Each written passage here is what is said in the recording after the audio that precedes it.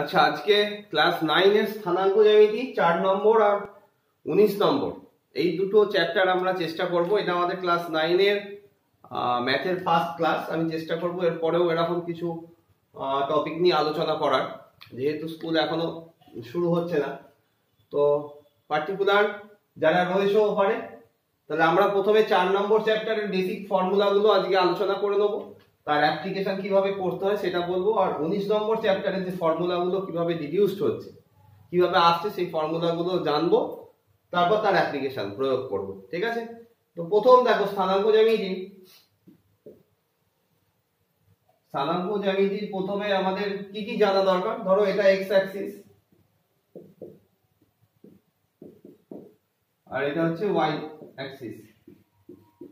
তাহলে যে স্থানাঙ্ক জ্যামিতিটা আমরা করছি, সেই স্থানাঙ্ক জ্যামিতিতে আমরা কতগুলো অক্ষর রাখছি? দুটো অক্ষর রাখছি। তার মানে আমরা যে স্থানাঙ্ক জ্যামিতিটা এখন করছি সেটা হচ্ছে 2 ডাইমেনশনাল কোঅর্ডিনেট জিওমেট্রি, অর্থাৎ দ্বিমাত্রিক স্থানাঙ্ক জ্যামিতি। অর্থাৎ যে কোনো দ্বিমাত্রা, প্রথমে আমাদের জানতে হবে মাত্রা জিনিসটা কি। ধরো এখানে একটা পজিশন, এখানে একটা পয়েন্ট রয়েছে, পজিশন জানতে গেলে বা এর কাছে এর পজিশনটাকে ইন্ডিকেট করতে গেলে বা এর কাছে আমাদের যেতে গেলে কিভাবে আমরা এর কাছে পৌঁছাবো? প্রথমে এইটাকে আমরা বলি কি? মূল বিন্দু। এটাকে আমরা কি বলি? মূল বিন্দু। এক্স অ্যাক্সিস আর ওয়াই অ্যাক্সিস যেখানে মিট করছে সেটাকে কি বলা হয়? মূল বিন্দু। তাহলে এর কাছে আমি যাব, কিরকম ভাবে যাব? প্রথমে আমি এখান থেকে এতখানি ডিসটেন্স গেলাম, তারপর এখান থেকে এখানে গেলাম। তাহলে এর কোঅর্ডিনেট যদি মনে করো বা এর স্থানাঙ্ক যদি x, y হয়, তাহলে x, y কিভাবে বোঝায়? এখান থেকে এই ডিসটেন্সটা হচ্ছে x আর এখান থেকে এই ডিসটেন্সটা y। এগুলো তোমরা জেনে এসছো, ক্লাসে এইগুলো পড়েছো। তো এই যে অরিজিন, এখান থেকে এই ডিসটেন্সটা কত আমরা যদি বার করি, দেখো এটা তো 90 ডিগ্রি। এই ডিসটেন্সটা যদি d হয়, তাহলে পিথাগোরাসের যে উপপাদ্য আমরা জানি সেটা কি? অতিভুজের স্কয়ার সমান ভূমি স্কয়ার প্লাস লম্ব স্কয়ার। তাহলে এখানে অতিভুজ কত? d। তাহলে d square is equal to কি লিখতে পারবো? x square plus y square. তাহলে আমরা একটা ফর্মুলা হঠাৎ করে ডিডিউস করে ফেললাম যে অরিজিন থেকে যে কোনো একটা পয়েন্ট p, অরিজিন থেকে যে কোনো একটা পয়েন্ট p তার ডিসটেন্স কিভাবে বের করতে হয়? d square is equal two x square plus y square. এইবার ধরো এখানে একটা পয়েন্ট রয়েছে a, যার স্থানাঙ্ক x1, y1। এখানে একটা পয়েন্ট রয়েছে b, যার স্থানাঙ্ক x2, y2। তোমাদের মুখ দিয়ে কোশ্চেন আসতে পারে, স্যার এটা কিভাবে এলো? তাহলে দেখো, এটাও আমি ডিডিউস করে দিচ্ছি। তোমরা অলরেডি পড়ে এসছো, তাও একটু জেনে নাও কিভাবে এলো। তাহলে এর x1, y1 মানে কি হবে? এইটুকু ডিসটেন্স x1, এইটুকু y1। এখান থেকে আমি লম্ব টানলাম, তাহলে এইটুকু x2, এইটুকু y2। আচ্ছা, যদি মনে করো আমরা এর প্যারালাল করে আমি একটা লাইন টেনে দিলাম, ঠিক আছে? তাহলে distance between this two points, অর্থাৎ a আর b এর মধ্যে দূরত্ব কত? ab। তাহলে তোমরা নিশ্চয়ই বলতে পারবে এইটা যদি y2 হয় আর এটা যদি y1 হয়, গোটাটা y2 এটা y1, তাহলে এইটুকু পোরশন কত হবে? y2 minus y1। এইটুকু x1, এটা x2, তাহলে এইটুকু কত হবে? x2 minus x1। তাহলে এইটুকু x2 মাইনাস x1। তাহলে এই যে ত্রিভুজটা, এটাও তো সমকোণী ত্রিভুজ। তাহলে মনে করো AB আর এখানে মনে করো C বা ABD ধরলাম। তাহলে এই ABD একটা সমকোণী ত্রিভুজ। তাহলে সমকোণী ত্রিভুজের অতিভুজ কোনটা? AB। ঠিক আছে? তাহলে AB square is equal to কি লিখতে পারবো? AD স্কয়ার প্লাস কি লিখতে পারবো? AB square is equal to AD square plus BD square লিখতে পারবো। তাহলে AB is equal to root over of AD square plus BD square. AD মানে কত? দেখো y2 মাইনাস y1 এর হোল স্কয়ার। BD মানে কত? সরি, AD হচ্ছে x2 মাইনাস x1 এর হোল স্কয়ার। আর BD কত? y2 minus y1, y2 minus y1 এর স্কয়ার। তাহলে যে কোনো দুটো বিন্দুর মধ্যবর্তী দূরত্বের ফর্মুলাও আমরা শিখে গেলাম। তাহলে এই রিলেটেড কিছু অঙ্ক তোমাদের বইতে আছে, দেখো পেজ নাম্বার 45। তাহলে এটা একটু লিখে নাও। তাহলে আশা করি বুঝতে পারলে যে কিভাবে মূল বিন্দু থেকে কোনো বিন্দুর দূরত্ব বের করতে হয় আর দুটো বিন্দুর মধ্যবর্তী দূরত্ব কিভাবে বের করতে হয়। তাহলে এই টাইপের কিছু অঙ্ক তোমরা করবে। দেখো পেজ নাম্বার 45-এ আমি একটা অঙ্ক বলে দিই। বলেছে যে হিসেব করে দেখো 8-এর অঙ্কটা, দেখো 8-এর অঙ্কটা কি বলছে, হিসেব করে দেখো y এর মান কত হলে 2, y আর কি বলছে 10, -9, এই দুটো পয়েন্টের মধ্যে দূরত্ব কত বলছে 10 হবে। এই দুটো বিন্দুর মধ্যে দূরত্ব 10 হবে। তাহলে আমরা ফর্মুলা যদি মনে করো এটা a আর এটা b বলি, তাহলে কি দেওয়া আছে আমাদের কাছে, ab সমান 10। এটা যদি a হয়, এটা যদি b হয়, ab এর দূরত্বটা কত দেওয়া আছে 10। তাহলে ab ফর্মুলা, দূরত্বের ফর্মুলা আমরা এইমাত্র কি করলাম, x2 - x1, ধরো এটা x1 y1 আর এটা ধরো x2 y2। তাহলে x2 - x1 এর হোল স্কয়ার, তারপর কি লিখবো y2 - y1 এর whole square is equal to কত 10। এইবার দেখো এদিকে স্কয়ার রুট রয়েছে, মানে বর্গমূল রয়েছে, আর এদিকে নরমাল। তাহলে বর্গমূলটাকে আমরা হাঁটাতে গেলে কি করতে হবে, উভয় পক্ষে বর্গ করে পাই। এটা লিখবে উভয় পক্ষে বর্গ করে, বোথ সাইডে আমরা স্কয়ার করলাম। তাহলে স্কয়ার করলে কত হবে 10 - 2 whole square plus -9 - y whole square is equal to 10 square. তাহলে এখানে কত হলো 64 হলো, প্লাস দেখো এখান থেকে যদি মাইনাস কমন নিয়ে নি, যদি এখান থেকে মাইনাস কমন নিয়ে নি, মাইনাসের স্কয়ার মানে কি হয়ে যাবে প্লাস হয়ে যাবে, আর 9 + y হোল স্কয়ার, যদি বুঝতে না পারো এরকম ব্যাপারটা 9 + y whole square is equal to কত 10 স্কয়ার। তাহলে 64 প্লাস, তাহলে মাইনাসের হোল স্কয়ার মানে প্লাস হয়ে যাবে, তাহলে ভেতরে কি রইলো 9 + y এর হোল স্কয়ার মানে 81 plus 18y plus y square is equal two 100। তারপরে আমার কি কি রইলো y স্কয়ার প্লাস 18y, 4 আর 1 5, 8 আর 6 14,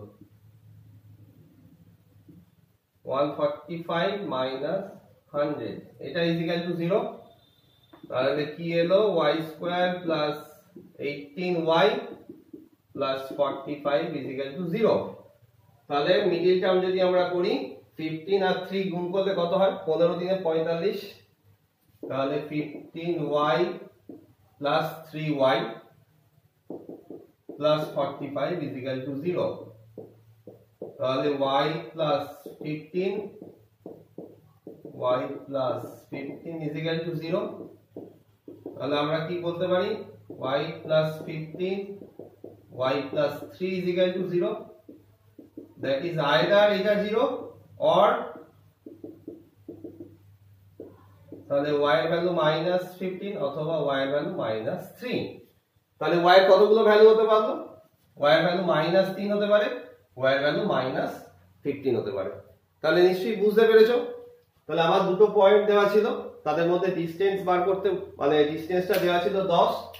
তাহলে আমরা কি করলাম, প্রথমে ডিসটেন্সের ফর্মুলা ইউজ করে দিলাম, তারপরের স্টেপটা কি উভয় পক্ষে বর্গ করে পাই। ঠিক আছে, নিশ্চয়ই বুঝতে পারলে। এইবার দেখো আর একটা অঙ্ক করে দিই, এরপর পরের চ্যাপ্টারের অঙ্ক একটু বেশি করে করবো, এটা আগে তোমরা করে ফেলেছো। যাই হোক, দেখো বলেছে 15 এর 1টা, 15 এর 1 কি বলছে এমসিকিউ, খুব ভালো অঙ্ক, এটা পরীক্ষায় আসতে পারে।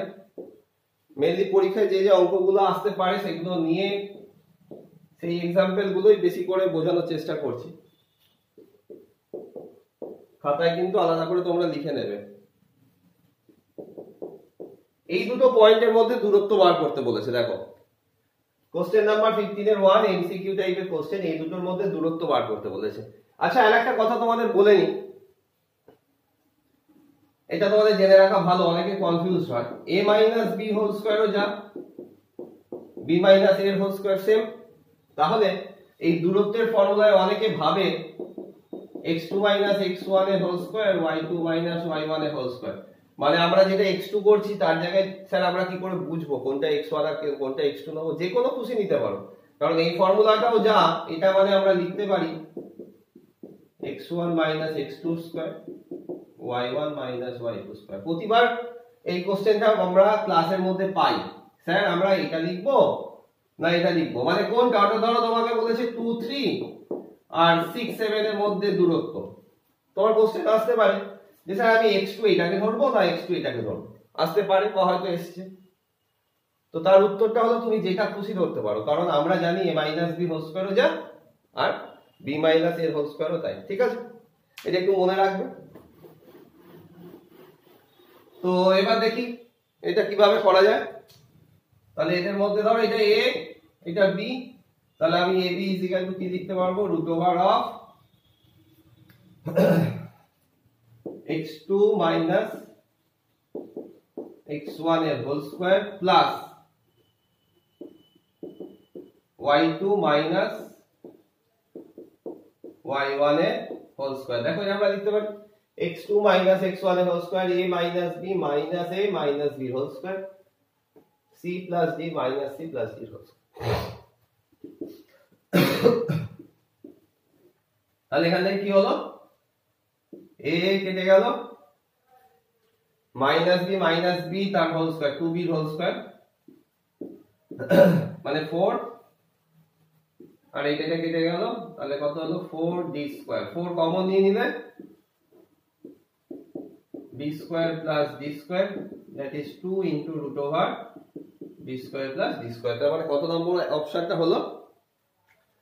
Option B. ঠিক আছে, অপশন কত হলো? বি। আচ্ছা এরপর আরেকটা বলে দিই, দেখে নাও। এরপর তোমাদের একটা বলি, 9 এর অঙ্কটার হিন্টসটা দেওয়া আছে, আমি তোমাদের একটু বুঝিয়ে দিই, জাস্ট বাড়িতেই করবে কেন এটা নিল। দেখো বলছে x অক্ষের উপর এমন একটা বিন্দু খোঁজো যেখান থেকে 3 5 আর 1 3 বিন্দু সমদূরবর্তী। তাহলে x অক্ষের উপর, কেন আমি বলছি x অক্ষের উপর যে কোনো বিন্দুর স্থানাঙ্ক y এর ভ্যালুটা কি হয়? যে কোনো একটা বিন্দু, সাপোজ এই বিন্দুটা, এটাকে আমি তাহলে কি লিখতে পারবো? x, 0 লিখতে পারবো, কারণ x অক্ষের উপর y এর ভ্যালুগুলো সবসময় কত হয়? 0 হয়। ঠিক আছে, তাহলে কি বলেছে? ধরো দাও এই পয়েন্টটা x, 0 বলছে 3 5 থেকে, সাপোজ 3 5 মনে করো এদিকে, এটা 3 5 আর 1 3, তাই তো? কত বলেছে? 3 5 আর হচ্ছে 1 3 ধরে দাও এটা এখানে।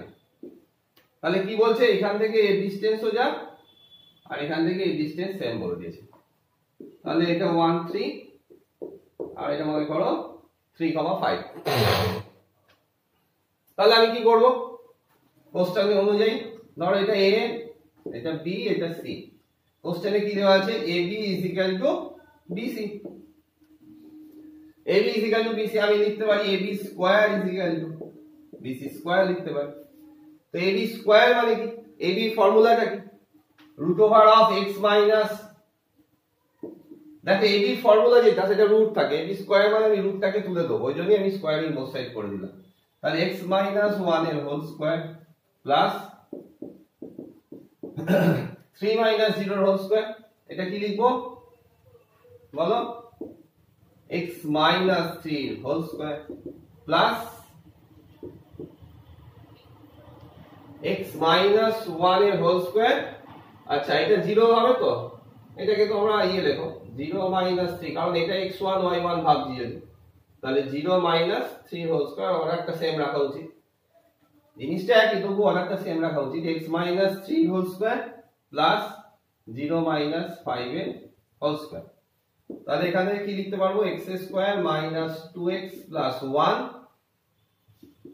+ 9, x স্কয়ার - 6x + 9 + 25 কেটে দাও ঘেঁচাং ঘেঁচাং করে, তাহলে -2x - 6x, তাহলে -2x 6x এদিকে হলো কত হলো 4x, 9 আর 1 10, আর এদিকে কত পড়ে আছে 25 আর 9 34, 34 থেকে 10 বাদ দিলে কত হয় 24 হয় মনে হয়। দেখো তো x সমান কত হয়ে গেল 6, তাহলে আমার x এর ভ্যালুটা কত বেরিয়ে গেল 6, তার মানে পয়েন্টটা কত 6,0 ক্রস চেক করে নিতে পারো।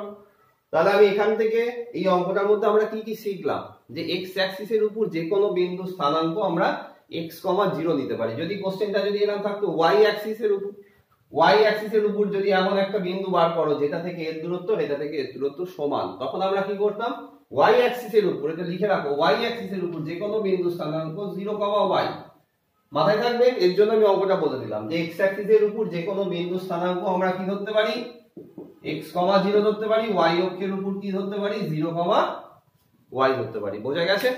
বেশ, এরপর তোমরা কি করবে 4 নম্বর চ্যাপ্টারের, আমার মনে হলো এটা একটু বুঝিয়ে দেওয়া দরকার, এই কয়েকটা অঙ্ক বাকিগুলো করো, ঠিক আছে? রম্বস, আয়তক্ষেত্র এগুলো দেখিও। আর হচ্ছে তোমার এবার আমরা এগোবো, সেটা হচ্ছে 19 নম্বর চ্যাপ্টারে চলে যাও, পেজ নাম্বার 264, ঠিক আছে? তো ফার্স্টে বলেছে সরল রেখাংশের অন্তর্বিভক্ত ও বহির্বিভক্ত। আমি অন্তর্বিভক্তর ফর্মুলাটা চেষ্টা করবো একটু বুঝিয়ে দেওয়ার কিভাবে এসছে, আর বহির্বিভক্তটা তোমরা বই থেকে একটু দেখে নিও, বুঝতে পেরে যাবে। ফর্মুলার প্রমাণ দরকার নেই, কিন্তু কনসেপ্ট ঠিক রাখার জন্য প্রমাণটা দরকার, কিভাবে আসছে ফর্মুলাগুলো। হ্যাঁ,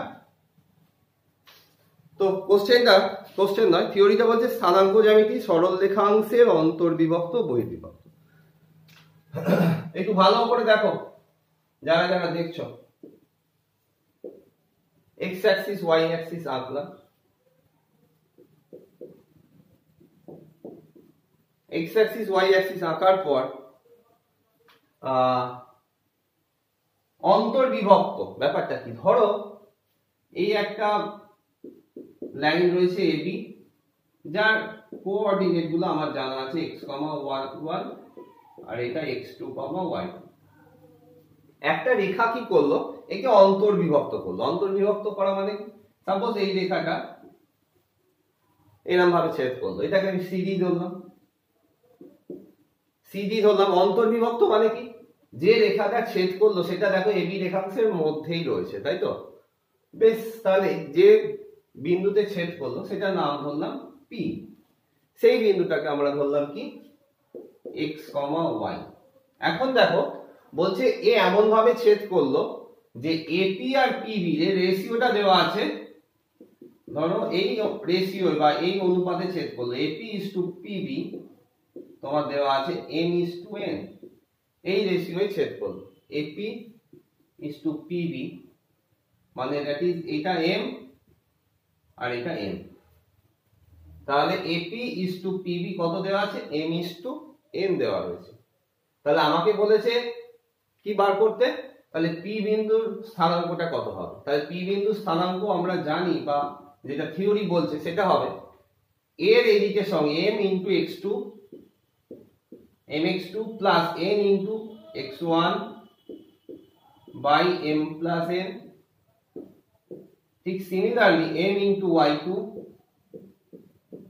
plus n/y1 by m plus n। ঠিক আছে, যদি মনে করো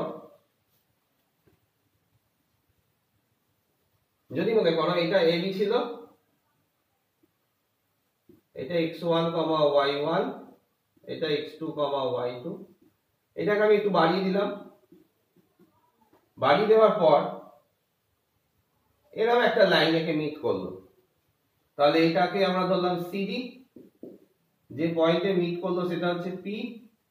তাহলে বলছে এইটাকে আমরা কি বলতে পারি, বহিস্থ বিন্দু, মানে Pটা হচ্ছে AB এর বাইরে, তাহলে এটা অন্তস্থ ভাবে ছেদ করেছিল, এটা বহিস্থ ভাবে ছেদ করেছে। তাহলে এইবার বলছে AP/BP, সিমিলার ওয়েতে AP/BP তোমার দেওয়া আছে M/N। AP is to BP, M is to N, মানে এইটা M আর এইটুকু হচ্ছে ধরে নাও N। Actually M is to N বলছে, আমরা এইটুকু পোরশন M ইনটু সামথিং লেখা উচিত আর PB is to N into something লেখা উচিত, কারণ রেশিও তো M is to N, M is to N মানে এইটা ডাইরেক্ট M আর এটা N লেখাটা ঠিক নয়, কিন্তু আমরা লিখতেও পারি। যদি রেশিও কনস্ট্যান্ট যদি 1 হয় তখন আমরা কি বলতে পারি, এইটুকু হচ্ছে M আর এইটুকু হচ্ছে N। ব্যাপারটা কি রকম, ধরো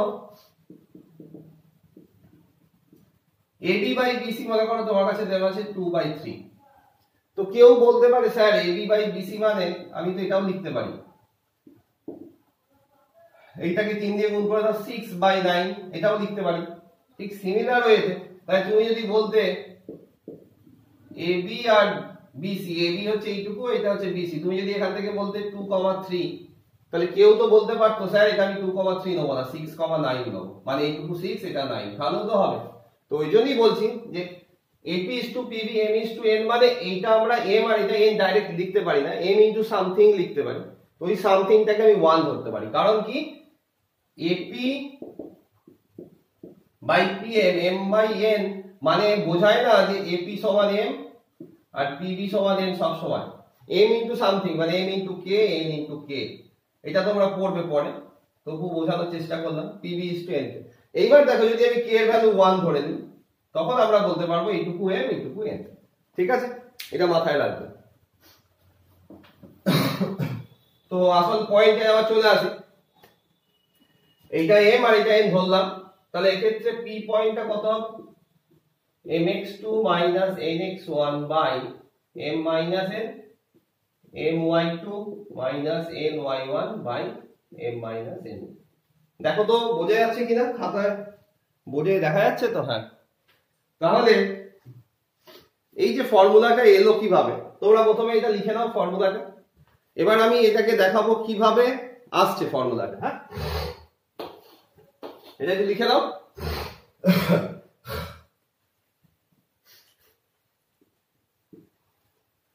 দেখো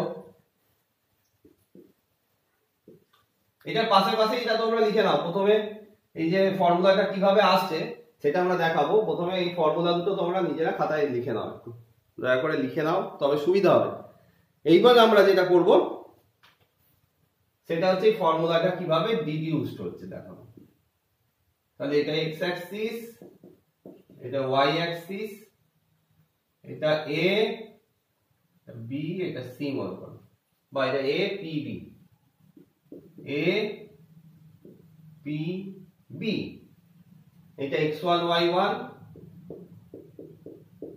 এটা xy, এটা x2 y2, ঠিক আছে। এইবার দেখো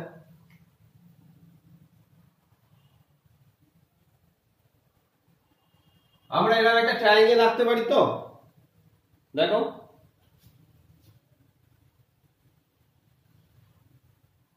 সম্রাট বোঝা যাচ্ছে কিনা একটু বলবে।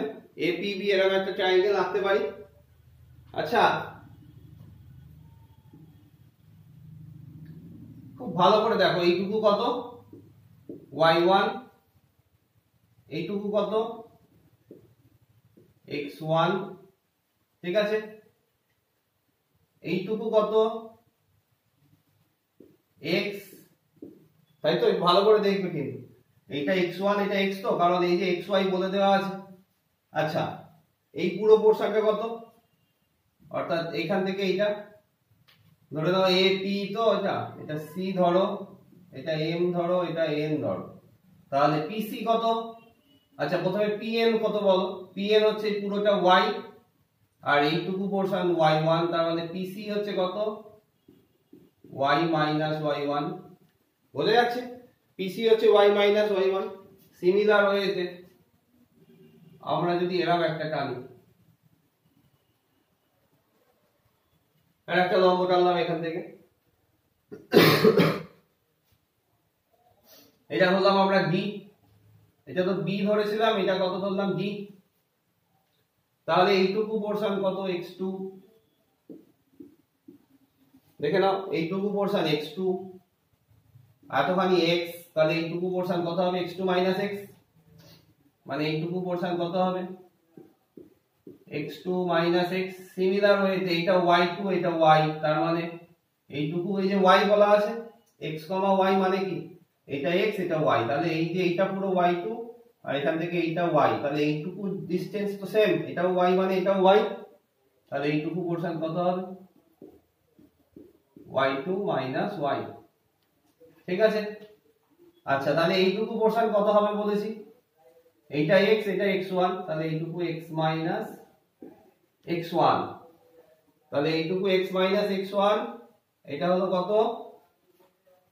বলো, এইটুকু y - y1 এটা y2 - y, এই অবধি আমরা জানি।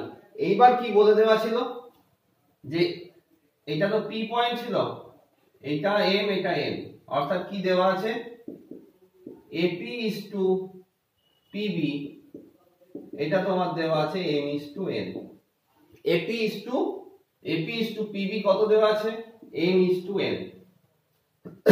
আচ্ছা সদৃশ্যকোণী ত্রিভুজের একটি ফর্মুলা তোমাদের বলে দিই, সদৃশ্যকোণী ত্রিভুজটা কি তাহলে এটা বুঝতে পারবে। ধরে দাও এরকম একটা ত্রিভুজ,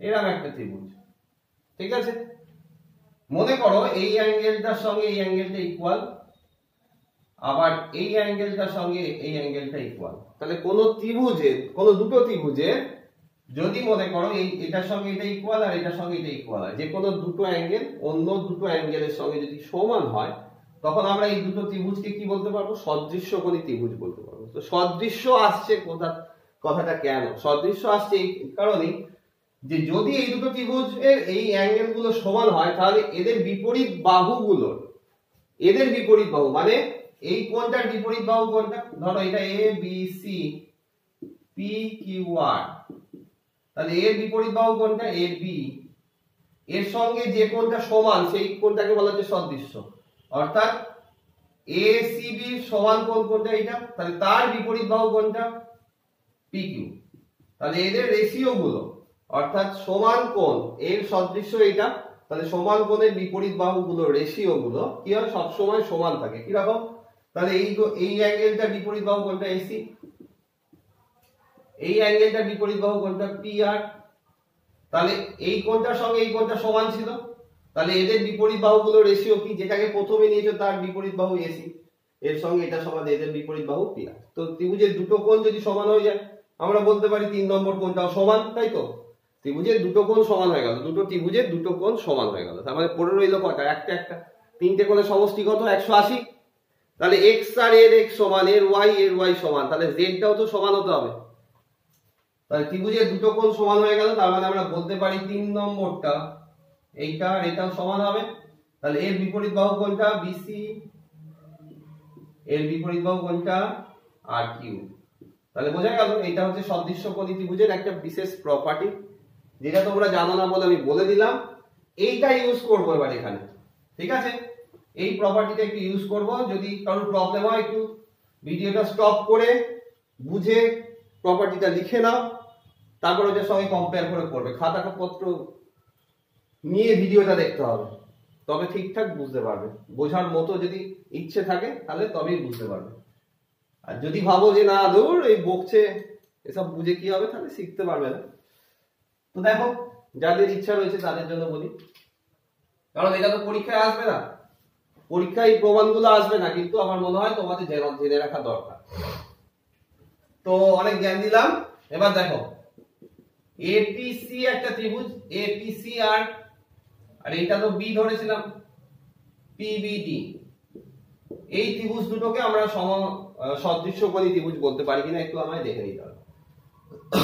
দেখো এটা 90 ডিগ্রি, এটাও 90 ডিগ্রি, আঁকা অনুযায়ী এটা 90 ডিগ্রি, তাহলে এটাও 90 ডিগ্রি, তাহলে প্রথমে আমি কি পেলাম PCA, অ্যাঙ্গেল PCA, আর এখানে কি পেলাম অ্যাঙ্গেল BDP সমান 90।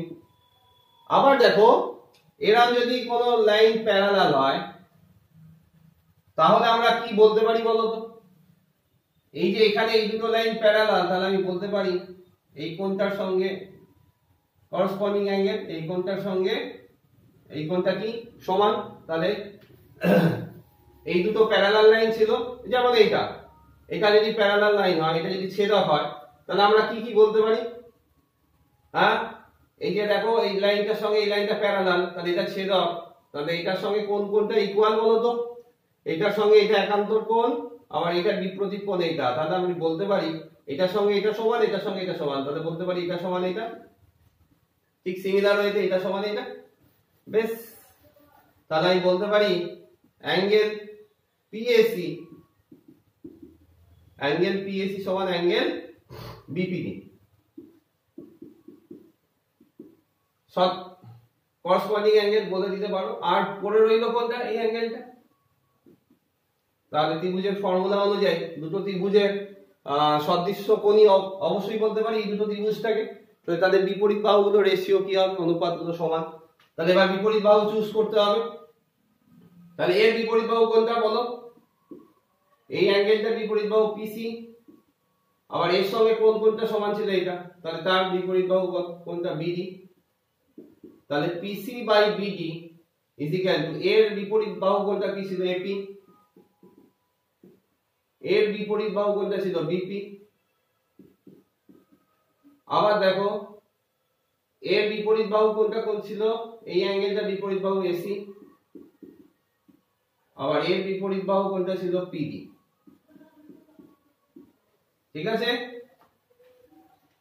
এইবার এটা আমি পুছছি, নয়তো প্রুফটা করতে অসুবিধা হবে। এগুলো একটু পুছে দিই।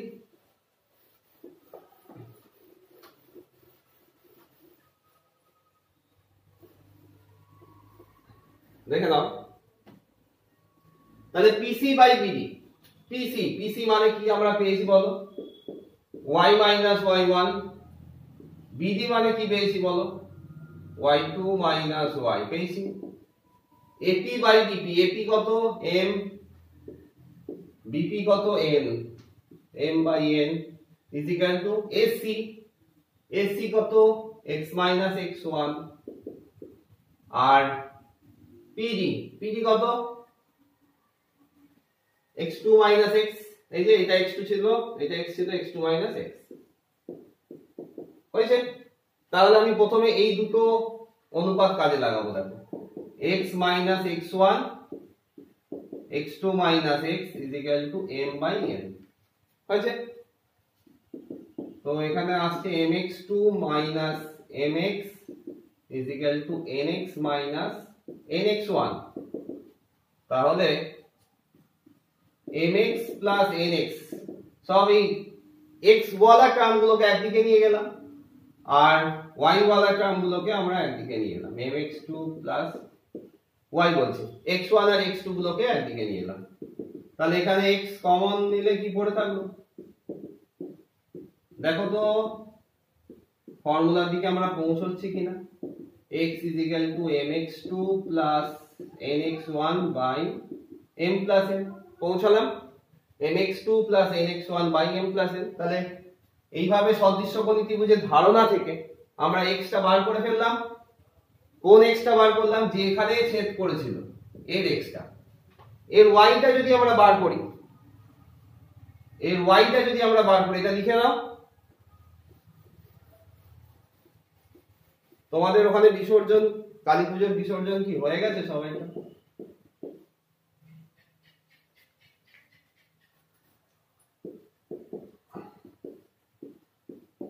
আমাদের এখানে আজকে বিসর্জন হচ্ছে, এক্ষুনি প্রসেশন যাবে।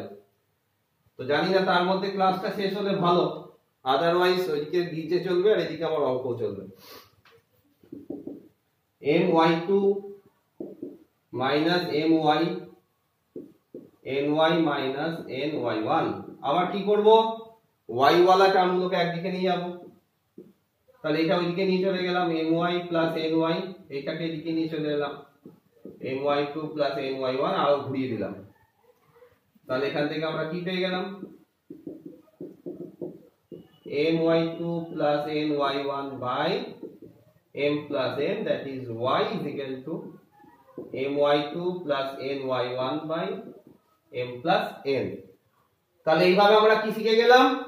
যে অন্তস্থ যদি বিভক্ত করে তার প্রমাণটা কিভাবে এলো। ঠিক আছে, তো এই গেল প্রমাণ। এবার আমরা এই চ্যাপ্টারের অ্যাপ্লিকেশন গুলো করি। এটা একটু বুঝবে প্রথমে, তোমরা যখন মানে চেষ্টা করবে বোঝার, ভিডিওটাকে বারবার স্টপ করবে আর বারবার দেখবে প্রপার্টি গুলো কিভাবে আমরা ইউজ করলাম। অবশ্যই খাতায় লিখে করো। 19 নম্বর চ্যাপ্টারের প্রমাণটা তোমরা যদি বাড়িতে করতে পারো, ভবিষ্যতে ক্লাস 11-এ যারা ম্যাথস নেবে তাদের অনেক সুবিধা হবে। ঠিক আছে? আর অঙ্ক তো কিভাবে ফর্মুলা এসছে সেগুলো জানতে তো আমাদের ভালোই লাগে, না জেনে যদি আমরা করি সেটা বরঞ্চ খারাপই। তো দেখো ফার্স্টে কোষে দেখি 19, একটা দুটো করে অঙ্ক আমি করে দিচ্ছি। প্রথমে দেখো x6, -14 -8, 10 কত ভাবে ছেদ করেছে? 3:4 অন্তস্থ ভাবে ছেদ করেছে। x1 y1 ধরো, x2 y2 ধরলে। আচ্ছা এবার কি বলেছে? যে বিন্দুতে ছেদ করেছে 3:4 অনুপাতে সেই বিন্দুটা বার করো। তাহলে n:n কত এখানে? 3:4। তাহলে ফার্স্টের x টা আমরা যদি বার করি, m into x2, মানে এটা যদি m ধরো তাহলে x2 কত? এটা 3 into -8 plus mx2 plus nx1, 4 into x1 by m plus n, তাহলে 0/7 0। y কি হবে? my2 3 into 10, 3 into m into y2 plus 4 into -14 by 7, 30 minus 56 by 7। তাহলে একটু ক্যালকুলেশন গুলো দেখে নাও। 3:4 ছিল, তাহলে m কত? 3 আর n কত? 4 ধরলাম। m x2 মানে 3 into -8 -24 plus n into x1 4 into 6 কত হলো? 24 -24 0/7 0। 3 into 10 30 আর হচ্ছে 4 into -14 56 -56 30 -56, তাহলে -26/7। তার মানে আমরা কি পেলাম? 0, -26/7। ঠিক আছে? এইবার দেখো তাহলে 6 -14 ছিল, -8 10 3:4। আর একটা যদি বলে দিই 2 এর অঙ্কটা, ক্যালকুলেশন গুলো একটু ভালো করে দেখে নিও।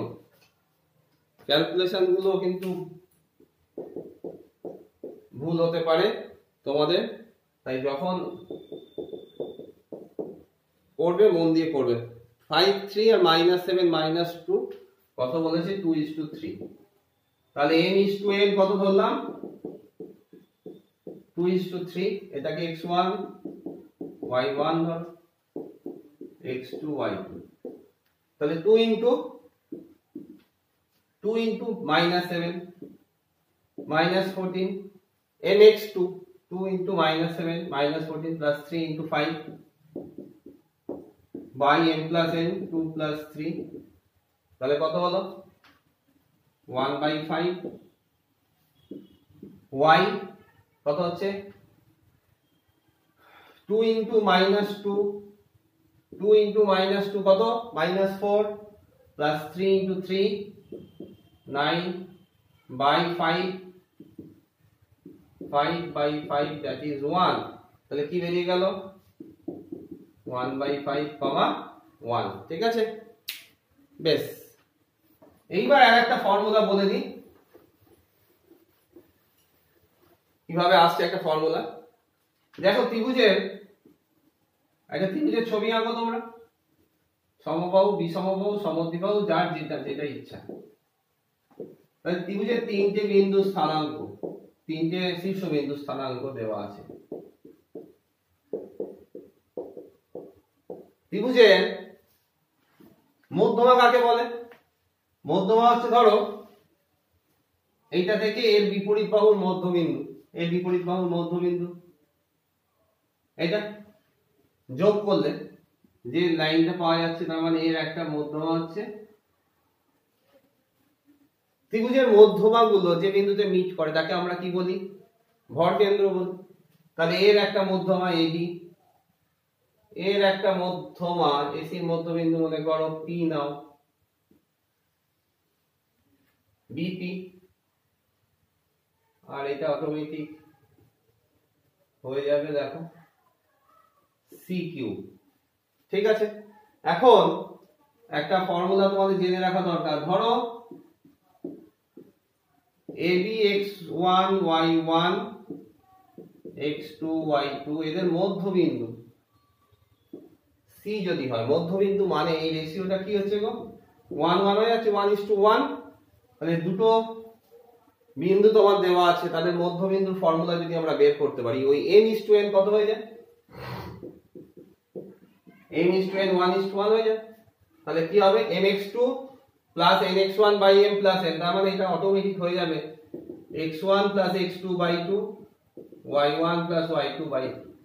যে কোনো দুটো বিন্দু দেওয়া থাকলে তার মধ্যবিন্দু ফর্মুলা হচ্ছে x1 plus x2 by 2 y1 plus y2 by 2।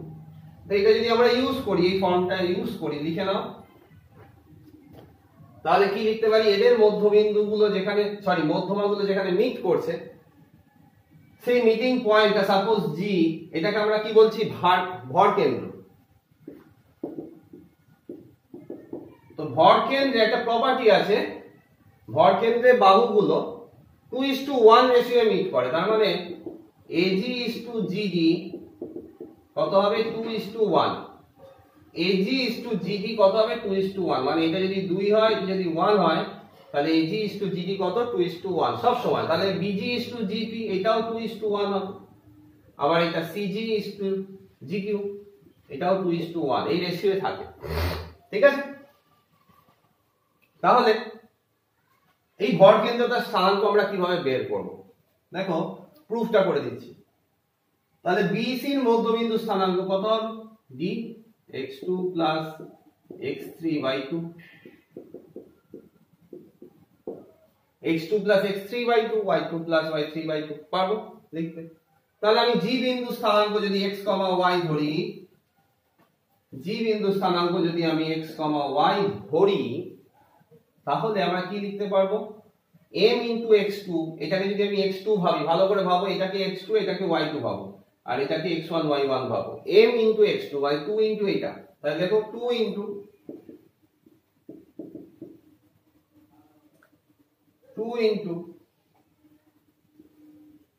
এটা লিখতে পারি। তাহলে m into x2 মানে m into x2 plus n into x1, 1 into x1 কত? এখানে x1 ই আছে বাই m প্লাস n। তাহলে কি পাচ্ছি? 2 2 কেটে গেল। তাহলে পেলাম আমরা x2 plus x3 plus x1 by 3 পেয়ে গেলাম। x2 plus x3 plus x1 by 3 পেয়ে গেলাম। সিমিলার ওয়েজে y ইজ ইকুয়াল টু কি হবে? গলায় ব্যথা। y ইজ ইকুয়াল টু কি হবে? m into y2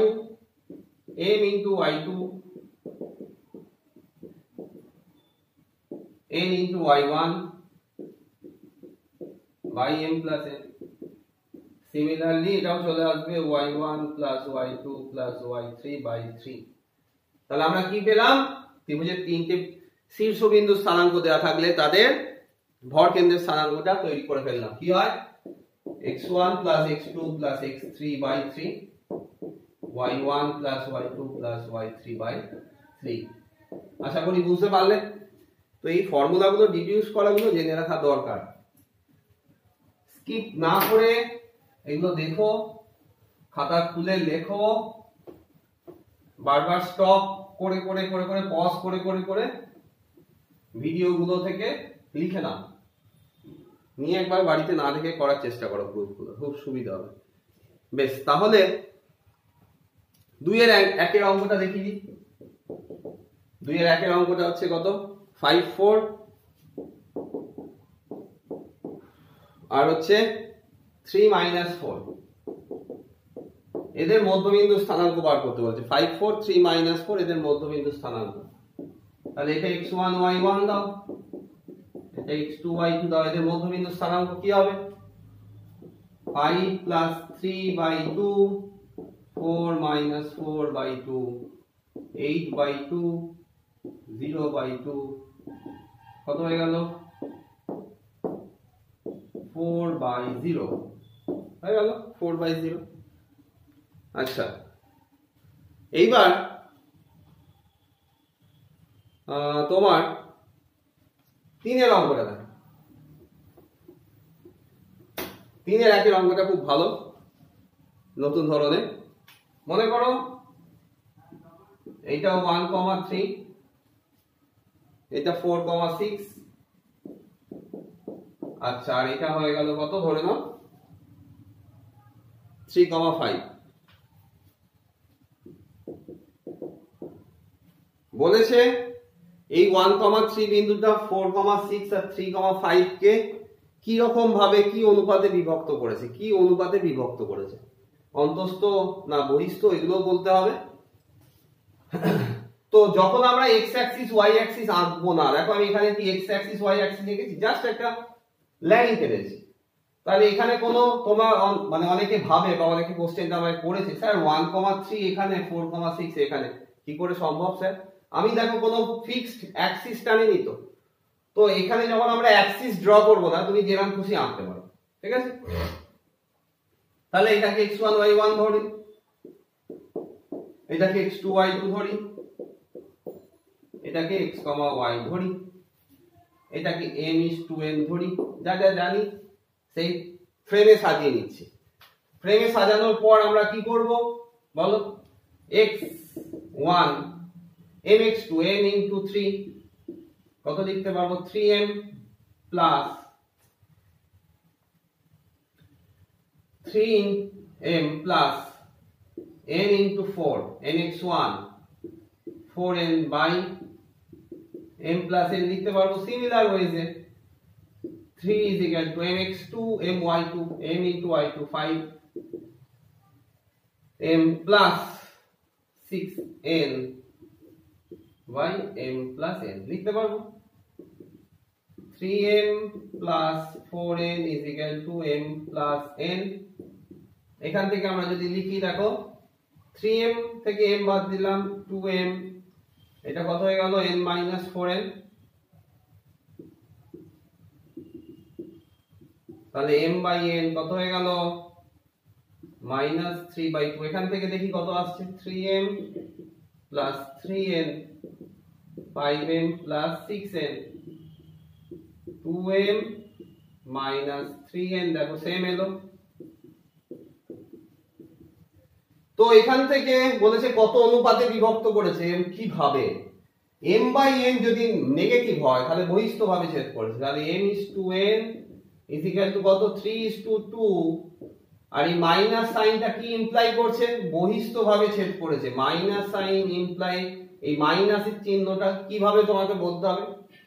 -3 তুমি যদি লেখো m is to n -3:2 বা 3:-2 কোনো অসুবিধা নেই, কিন্তু এই মাইনাস সাইনের তাৎপর্যটা কি? Importance of this minus sine. মাইনাসটা কি ইন্ডিকেট করছে? এটা বহিস্থ ভাবে ছেদ করেছে, অন্তস্থ ভাবে ছেদ করলে এটা পজিটিভ আসতো। তাহলে দুটো ক্ষেত্রেই সেম এসছে। তাহলে আমরা বলতে পারবো 1 3 বিন্দুটা এই দুটো বিন্দুকে 3:2 অনুপাতে বহিস্থ ভাবে বিভক্ত করেছে, ঠিক আছে? তো কখনো লিখবে না -3:2 অনুপাতে বহিস্থ ভাবে বিভক্ত করেছে, ঠিক আছে? বেশ, এইবার তাহলে উত্তরটা কিভাবে লিখবে? নিশ্চয়ই বোঝা গেল, মাইনাসের ইম্পর্টেন্সটা কি বোঝা গেল। বলেছে দেখো খুব একটা মজার জিনিস শেখাই, তাড়াতাড়ি তোমরা করতে পারবে। যে 6 অঙ্কটা একটা সামান্তরিক বলে দিয়েছে, সামান্তরিকটার বলে দিয়েছে 3 2 63 ছয় অঙ্কটা 3263 xy আর হচ্ছে কি 6,5 বলেছে সামান্তরিকটা যদি সামান্তরিকের এগুলো যদি হয় x আর y এর ভ্যালু বার করো, তাহলে এটা আমরা কি ইউজ করব? সামান্তরিকের কর্ণগুলো a b c d, কর্ণকে ac R bd, সামান্তরিকের কর্ণগুলো পরস্পরকে কি করে? সমদ্বিখণ্ড দিতে পারে। তাহলে যেহেতু এটা সামান্তরিক দেওয়া আছে, এর মধ্যবিন্দু সাপোজ ও ধরলাম, তাহলে বলতে হবে AC এর মধ্যবিন্দুও যা আর BD এর মধ্যবিন্দুও সেম। তাহলে AC এর মধ্যবিন্দু কত? AC এর মধ্যবিন্দু কত? x plus 3/2 y plus 2/2 AC এর মধ্যবিন্দু। সিমিলার ওয়েজে BD এর মধ্যবিন্দু কত? BD এর মধ্যবিন্দু 6 plus 6/2 5 plus 3/2 6 plus কোশ্চেনটা কি ছিল? 6 3 আর 6 5 6 3 আর 6 5 যাই হোক 6 plus 6/2 R 5 plus y by 5 plus 3/2 কত হলো? এটা 6, 5 plus 3/2 কত? 4। তাহলে আমরা কি বলতে পারি? এর মধ্যবিন্দু আর এর মধ্যবিন্দু সেম। তাহলে AC এর মধ্যবিন্দু AC এর মধ্যবিন্দু যা BD এর মধ্যবিন্দু তাই, তাহলে আমরা বলতে পারি এইটা সমান এইটা। তাহলে x plus 3/2 is equal to 6, তাহলে x plus 3 is equal to 12, x is equal to কত? 9। সিমিলার ওয়েজে y plus 2/2 is equal to কত? 4, হ্যাঁ 4, that is y plus 2 is equal to 8, y is equal to 6। তাহলে আমার পয়েন্টটা কি বেরিয়ে গেল? 9,6। আশা করি বুঝতে পেরেছো। সামান্তরিকে এরকম যদি তিনটে বিন্দু দেওয়া থাকে, শীর্ষবিন্দু আর একটা বার করতে গেলে এই প্রপার্টিটা ইউজ করব যে কর্ণগুলোর মধ্যবিন্দু সেম। তাহলে দেখো এইটারই প্রমাণ 7 অঙ্কটা। 7 অঙ্কটা যদি দেখো কি বলেছে, খুব ভালো অঙ্ক 7 অঙ্কটা, একই জিনিস x1 y1 x2 y2 x3 y3 x4 y4 এটা বলে দিয়েছে এবং একটা প্রুফ করতে দিয়েছে। তাহলে বেশ আমরা a b c d ধরে নেব, সামান্তরিক বলে দেওয়া আছে, সিমিলার ওয়েজে আমরা এরকম ছবি এঁকে দেবো, আর কি বলতে প্রুফ করতে দিয়েছে দেখো সেটাই আমরা করব। তাহলে লিখবে সিমিলার ওয়েজে AC এর মধ্যবিন্দু আর BD এর মধ্যবিন্দু, BD এর মধ্যবিন্দু সেম। তাহলে AC এর মধ্যবিন্দু কত? x1 plus x3/2 আর একটা কত? y1 plus y3/2। এটা সমান সমান কি লিখতে পারবো? x2 plus x4/2 y2 plus y4/2 এটা লিখতে পারবো। এইবার কি আছে প্রমাণের দিকে আমরা দেখাবো।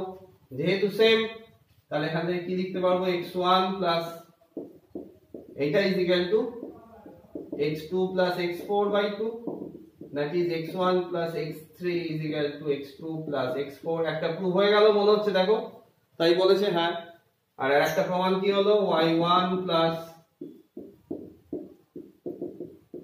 y4/2, this implies y1 plus y3 y2 plus y4, এটাও প্রুফ হয়ে গেল।